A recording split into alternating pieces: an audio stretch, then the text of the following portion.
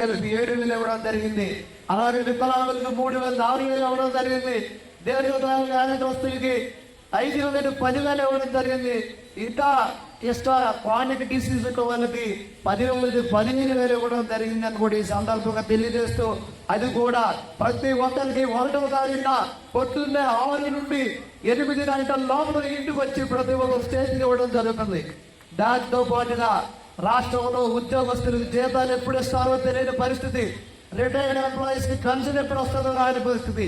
వాటితో పాటుగా ఈ ఇరువురు కూడా 1వ తారీఖు జీతాలు ఇవ్వడం కానీ, అలాగే రిటైర్డ్ ఉద్యోగులు పెన్షన్లు ఇవ్వడం కానీ మనం చేసిన ఇది ఘనకార్యం, ఈ 100 రోజుల్లో చేసిన ఘనకార్యం అని మేము గర్వంగా చెప్పుకోవడానికి ముందుకు వచ్చామని తెలియజేస్తున్నాను. అదే కాకుండా గతంలో మెగా డిఎస్ఎస్ తీస్తారని చెప్పి దగా డిఎస్ చేసి ఉద్యోగస్తులు పొట్టగొట్టి అది పక్కన పెడితే, ఆ రోజు నారా చంద్రబాబు నాయుడు గారు ఇచ్చిన మాట ప్రకారం ఈ రోజు మెగా డిఎస్ తీసి 16,463 ఉద్యోగాలు తీసి మెగా డిఎస్ నోటిఫికేషన్ ఇవ్వడం జరిగింది.